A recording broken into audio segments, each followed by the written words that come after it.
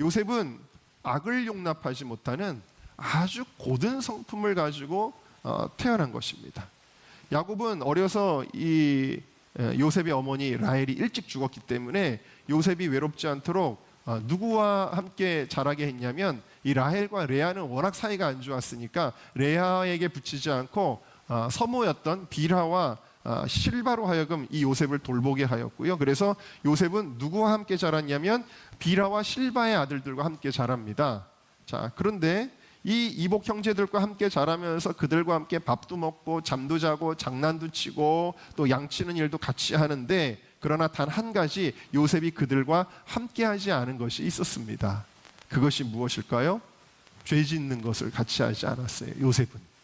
그리고 고자질장이라고 폄하되지만 가만히 살펴보면 요셉이 형들을 미워해서 고자질한 것이 아님을 알 수 있는데, 그렇게 형들에게 왕따를 당하고 미움을 받으면서도 나중에 형들의 안부를 알아보려고 할 때 그 위험한 길을 자처해서 떠나게 되어집니다. 나중에 총리가 되었을 때는 그 형들을 용서해주고 오히려 형들을 걱정해줍니다. 무슨 얘기냐면 요셉은 굉장히 순수하고 착한 사람이에요. 여러분, 좀 나쁜 사람이라 그랬으면 나중에 다 복복하지 않았겠어요? 그런데 아주 심각한 형들의 문제를 보게 되는 거예요. 여러분 아시다시피 창세기 34장에 이 형들이 세겜 사람들을 속이고 사람들을 칼로 쳐서 죽이는 일을 하잖아요. 이런 일을 보고도 나는 몰라, 난 모르는 일이야, 이럴 수가 없었다라는 것이죠. 또 여러분, 르우벤이 그 어머니와 통관을 하잖아요, 서모와. 근데 그 일을 보고서 나는 몰라, 나는 모르는 일이야, 괜히 관여하면 나만 손해야, 할 수 없었다는 거예요. 왜? 요셉은 무엇이 하나님의 뜻인지를 알고 하나님을 두려워하는 사람이었기 때문이라는 것이죠. 그래서 요셉의 마음속에 굉장히 이런 일들이 일어날 때마다 걱정이 되었을 것입니다. 어떻게 하지? 근데 형들에게 이야기하지 않아요. 왜? 형들에게 이야기해봤자 싸움만 나죠. 더 미움만 받겠죠. 그러니까 요셉의 지혜는 무엇입니까? 권위자에게 가서 이야기를 해야 되겠다. 그래서 요셉은 이것을 아버지에게 이야기하는 것입니다. 창세기 35장 22절 한번 볼까요? 자, 같이 읽어보겠습니다. 시작. 이스라엘이 그 땅에 거주할 때 르우벤이 가서 그 아버지의 첫 빌하와 동침함에 이스라엘이 이를 들었더라. 야곱의 아들은 12. 자, 여러분, 이것을 야곱이 들었다는 거예요. 아들이 자기 아내와 이렇게 통관하게 됐는데 이걸 들었더라. 그걸 누가 얘기해 줬겠냐는 거예요. 불의한 일을 보고 참을 수 없었던, 용납할 수 없었던 요셉이 이야기해 주지 않았겠는가 하고 충분히 추측을 할 수가 있습니다. 여러분, 고자질하면은 미움받는 거예요. 자, 그런데 사실 고자질하는 아이들이 다 그런 건 아닌데, 악의로 물론 일부러 흠을 잡아서 고자질하는 경우도 있지만 또 대개는 아주 순수한 아이들이 고자질을 합니다. 여러분도 마찬가지로 신앙적으로 심각한 상황을 목격할 때 내가 직접 그 문제를 해결하려고 하지 마시고, 그러면 하나님의 영광을 가리운 일이 생기기 때문에 그러면은 그 권위자에게 이야기를 해야 되는 것이죠. 학생이면 우리 전도사님들에게 이야기하고, 초장원이면 초장직에게 이야기를 하고, 그래서 그 권위자가 지혜롭게 그 문제를 치리할 수 있도록 해야 되는 것입니다. 혹은 여러분들이 생각할 때 담임 목사님이 지금 잘못된 길을 가고 있어. 그럴 때는 어떻게 해야 될까요? 그때 목사님에게 직접, 목사님 이래서 되겠습니까? 저래서 되겠습니까? 내가 직접 처리하는 것이 아니라 그 위에 계신 권위자에게 이야기해야 되겠죠. 우리 하나님께 기도하는 거예요. 할렐루야. 많은 사람들이 자기가 직접 뭘 해결하려고 하는 것은 지혜롭지 못한 것임을 오늘 말씀을 통해 우리가 볼 수가 있는데요. 어쨌든 성도들 가운데도 어떤 이야기를 저에게 해주시는 분들이 있습니다. 목사님, 아무개 권사님이 집에서 아내를 때린답니다. 아니, 그 권사님이, 아이고, 교회에서는 너무 천사 같으신 분인데 그럴 수가 있나요? 그렇지만 그거를 그냥 못 본 척할 수 없죠. 그 이야기하게 되어지죠. 여러분, 그것은 정말 그 성도를 사랑하는 마음으로 하는 이야기일 거예요. 요셉이 아기를 가지고 고자질한 것이 아니라는 것을 여실히 보여주는 사건이 바로 무엇이냐? 보디발의 아내의 유혹을 거절하는 모습입니다.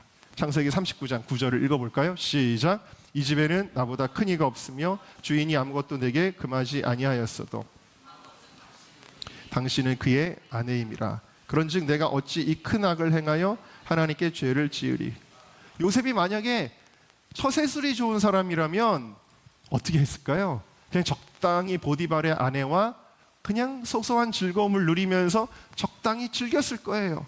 정말 요셉이 생각할 때 큰 선은 넘지 않는다고 해도 기분 나쁘지 않게 막 자리에 가까이만 와도 막 도망가고 막 붙잡으니까 막 옷 벗고 도망가고 이렇게까지는 안 했을 거예요. 적당히 아이고 사모님 이렇게 하면서 적당히 이렇게 한번 이렇게 포옹도 한번 해주고 손도 좀 잡아주고 막 그렇게 했을 거예요. 근데 요셉은 안 그러잖아요. 요셉은 악을 용납하지 않는 사람이었다라는 거예요. 왜? 요셉은 하나님을 경외하기 때문에. 네. 바로 이런 사람들에게 하나님은 꿈을 보여주시는 거예요. 마음이 깨끗하고 마음이 정직하고 하나님을 경외하는 사람에게 하나님은 꿈을 주시는 것이다. 요셉은 형들에게 사실 굉장히 미움을 받았습니다. 요셉은 아버지가 굉장히 편애를 했는데 요셉이 태어날 때 야곱의 나이가 91세.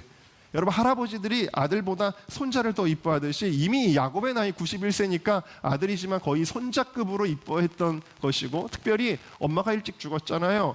그러니까 엄마가 일찍 죽은 아들이기 때문에 더 마음이 짠했던 것이고, 더더군다나 착해요. 형들하고 달라요. 아주 믿음이 좋아요. 아버지보다도 믿음이 더 좋아요. 너무 정직해요. 그러니까 더 사랑스럽고, 그래서 채색 옷을 입혔다 그랬어요. 소매 끝이 긴 옷이라는 뜻이에요. 그 채색 옷이라는 말은 노동자들이 입는 옷이 아니에요. 그래서 너는 일하지 말고 아빠 옆에 있어 라고 이야기하는 거고, 그다음 이 채색 옷 케노테트 파심이라고 하는데, 이것은 가정에서 입힐 때는 누구를 가리키는 거냐면 장자를 가리키는 거예요. 그러니까 야곱의 마음속에는 이제 구속사의 장자가 누구에게로 흘러가는 거냐면 에서가 아니라 야곱에게 갔듯이, 야 루벤 너 서모랑 통과했지, 너는 아웃이야. 그리고 선택한 사람이 누구냐면 요셉이었어요. 요셉은 그 당시에 막내였지만 아버지는 장자로 생각하고 있었다라는 거예요. 그러니까 얼마나 형들이 질투를 했겠습니까? 얼마나 질투를 했는지 4절에 보면은 그에게 편안하게 말할 수 없었더라. 개역 한글에는 언사가 불평하였더라 그러는데, 히브리어로는 외로야켈로 따페로레 샬롬이라 그래서, 샬롬하고, 샬롬이 뭐냐, 인사예요. 안녕하세요거든요. 안녕하세요, 안녕하고 인사하는 것조차 못할 정도로, 그것조차 견딜 수 없을 정도로 싫어한다라는 뜻이에요. 그러니까 형들은 요셉을 보면 인사도 안 했어요. 인사하기도 싫은 거예요. 그 정도로 싫어했던 것입니다. 그리고 이 형들이 엄청나게 질투를 했습니다. 여러분 신앙생활을 열심히 하면 다 좋아하지는 않죠. 왜 이렇게 나대?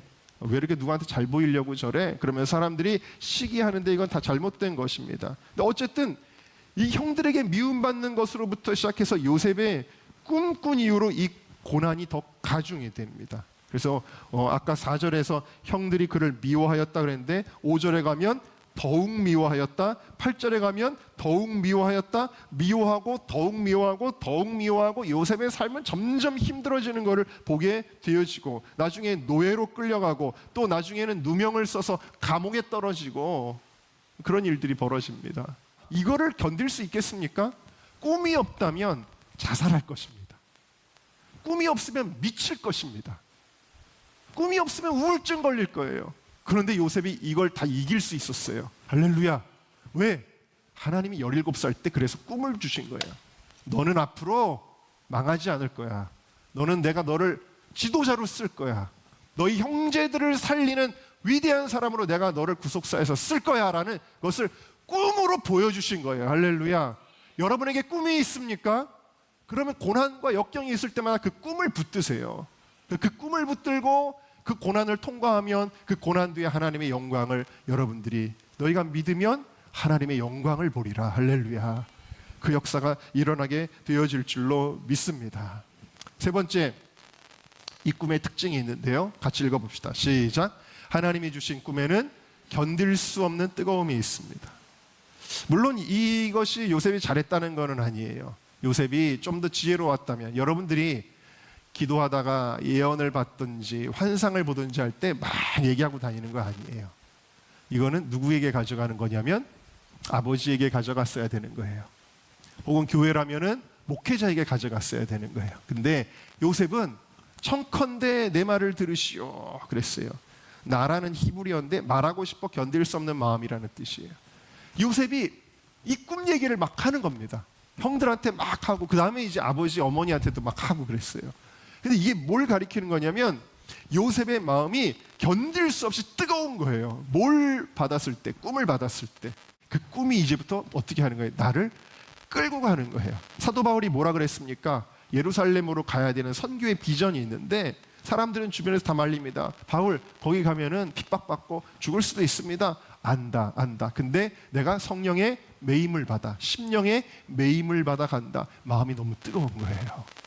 마음이 뜨거워서 그 꿈이 나를 끌고 가는 거예요. 그 꿈이 나를 끌고 가는 거예요. 내가 아침에 일어나가지고 시간 계획표 짜가지고 그냥 이렇게 오늘 살아야지, 이 정도면 내가 아주 안정된 삶을 살았어 라고 하는 게 아니라 꿈의 사람은 꿈이 나를 끌고 가는 것이다. 세상 사람들의 가치관에 따라서 그래 나 공무원 시험 봐서 하고 직장 얻고 아내 만나서 이렇게 하고 이렇게 살 거야 라는 게 아니라는 거예요. 꿈을 받은 사람은 꿈이 내 삶을 끌고 가는 것입니다. 할렐루야. 말할 수 없는 뜨거움이 있죠. 예레미야 20장에 보니까 예레미야가 하나님께로부터 계시를 받아서 막 선포하면 사람들이 이 죽일 놈 저놈을 죽여라 막 그러는 거예요. 뭐 이런 심판에 대한 메시지니까요. 그 예레미야가 하나님 나 도저히 이거 이제 말 못하겠습니다. 저 이제부터는 침묵할게요 라고 얘기했습니다. 그래서 예레미야가 입을 딱 닫았어요.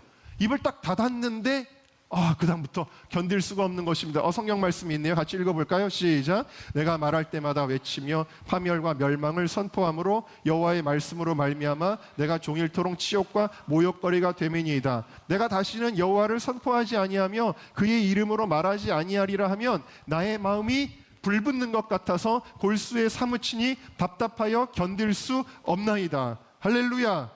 여러분 말하지 않고는 견딜 수 없는 거 하나님이 주신 꿈의 특징이다라는 거예요. 여러분 예수 그리스도의 사람이십니까? 여러분들이 복음의 사람이십니까?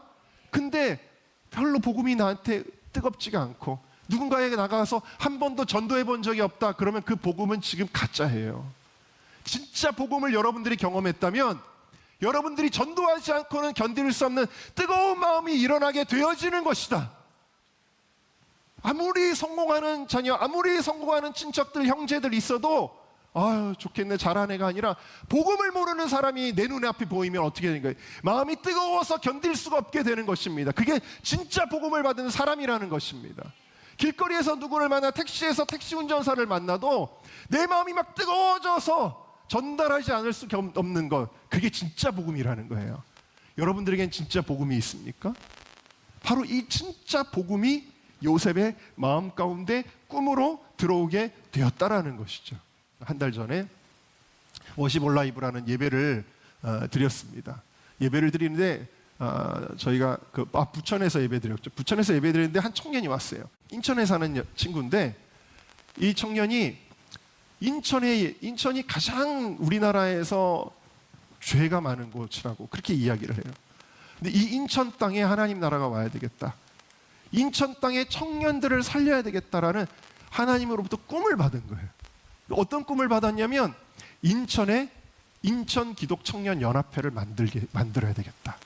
그 꿈을 받은 거예요. 조직도 없고 후원도 없고 누구 함께하는 사람도 아무도 없는 홀홀 단신인데 그래서 그러면 서울에 서울 기독 청년 연합회라는 게 있구나. 그럼 그 모임에 내가 가봐야 되겠다. 그래가지고 청년들 예배드리는데 온 거예요.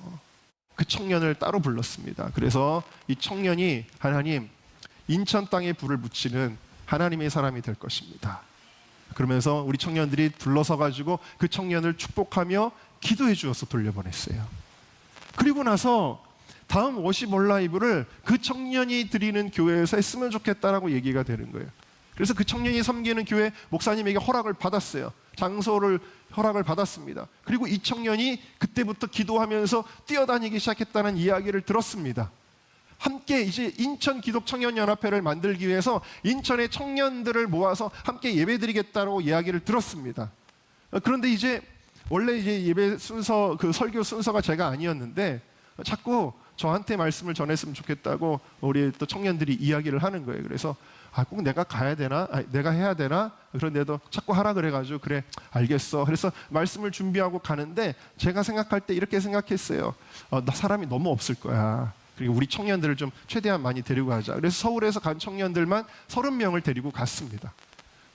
아마 가면 한 10명, 20명 정도가 있겠지. 이제 시작하는 건데 라고 생각을 했습니다. 근데 그 교회 주차장에 딱 들어섰는데 차들이 많아요. 그리고 정문에 안내위원 하는 청년들이 있어요. 뭐지, 뭐 행사하는 것처럼 이러지? 들어갔는데 청년들이 몇 명이 모여 있냐면 정확하게 카운트를 했대요. 110명의 청년들이 모여 있어요.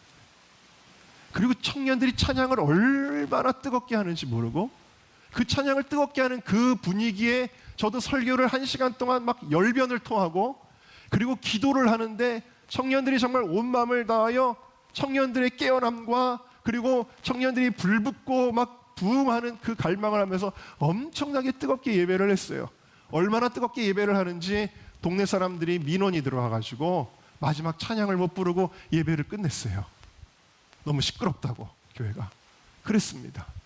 여러분, 그때 내가 왜 인천을 가야 되지? 왜 이번에 홀리위크의 인천 일정을 잡아야 되지? 하는 이유를 분명하게 알겠더라고요. 사실 그 전에 워시볼라이 몸을 부천에서 할 때 제가 청년들한테 그랬어요. 기도를 하는데, 오늘 기도를 하는데 하나님이 내 마음속에 한 단어를 떠오르게 하셨다. 그 단어가 이그나잇이었다. 이그나잇이라는 말이 영어로 무슨 뜻이냐면요, 불 붙인다라는 뜻이에요. 하나님이 이 한 청년을 통해서 인천 땅에 불을 붙이려고 하시는구나. 할렐루야. 여러분, 하나님이 주신 꿈은 이 김태원 청년 한 사람이 그 뜨거운 마음을 가지고 뛰어다닐 때, 그래서 막 10교회를 모으고 인하대학교의 학생들을 모아가지고 오고, 이게 뭐예요?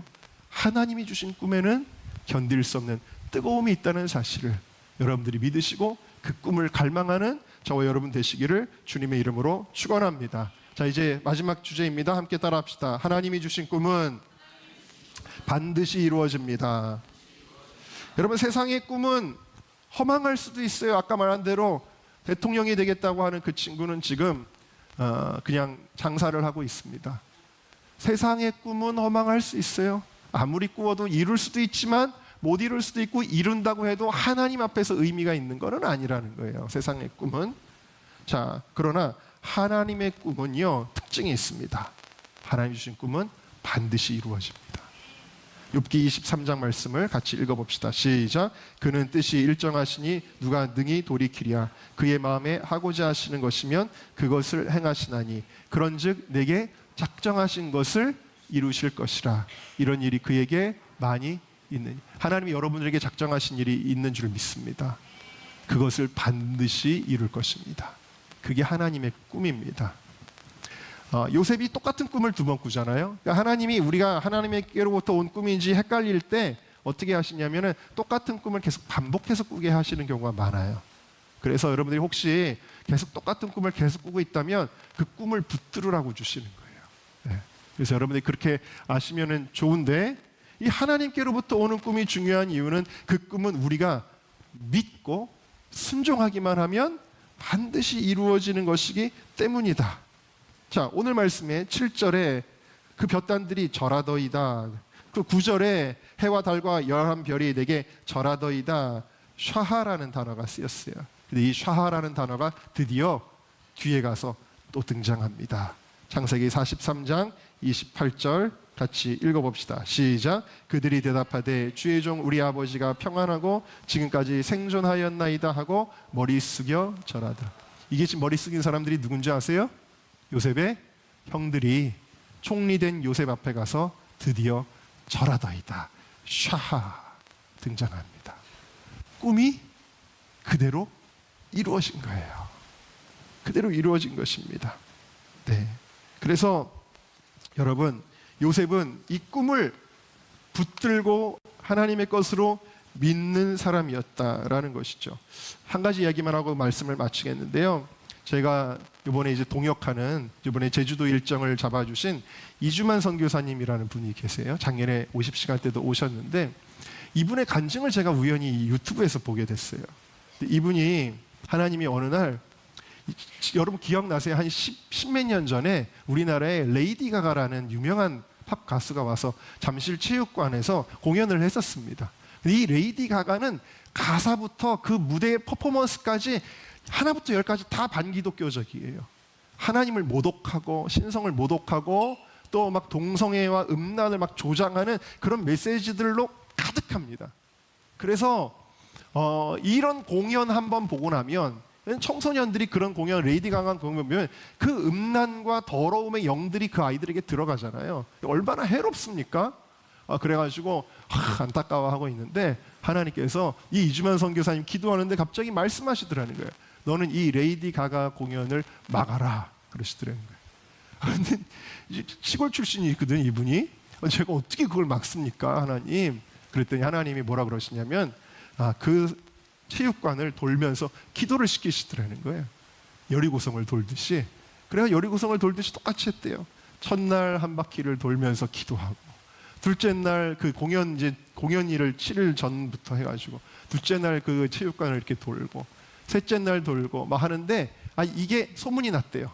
소문이 나가지고 막 언론사에서 막 취재를 했대요. 레이디 가가 공연을 기독교인들이 반대하는데 이렇게 돌면서 이거 안 되게 해달라고 기도하는 사람이 있다고 막 방송사에서 취재 요청이 하는데 인터뷰를 막 다 거절하고 그리고 막 연락이 막 오는데 동성애를 지지하는 사람들로부터 막 협박 전화가 막 엄청 오고 막 그랬대요.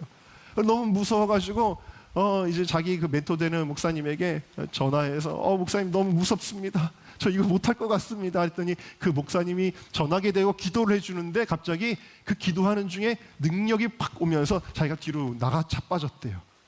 그러면서 또 마음속에 두려움이 사라지더래요. 그래서 또 나가가지고 또 돌면서 기도를 하고 그렇게 한 거예요. 그렇게 하고 나서 마지막 7째 날에는 이제 7바퀴를 돌면서 기도를 했는데 공연은 이제 진행이 됐죠. 그리고 하나님이 또 뭐라 그러시냐면은 선포하라. 마지막 7째 날에는 소리를 냈잖아요. 선포하라. 무슨 선포를 하라니? 회개를 선포하라. 그러시더라고요. 이 공연이 끝나고 학생들, 청년들이 공연을 보고 막 나오는데 거기다 대고 회개하라고 선포를 했다는 거예요, 이분이. 근데 어떤 마음이 들면 처음에는 잠깐 또 두렵더래요. 내가 잘못하면 이 사람들한테 딸려 죽을 수도 있겠다. 그런 마음이 드는데 회개하라고 선포를 했대요. 듣든지 안 듣든지. 그리고서는 이제 공연이 다 끝났습니다. 이제 탈진했어요. 그리고서는 허무하기도 하고 뭐 그런 여러 가지 마음이 드는데 어떤 마음으로 기도하냐면 하나님, 이 아이들이 오늘 너무 음란한 것을 봤습니다. 너무 악한 것을 보았습니다.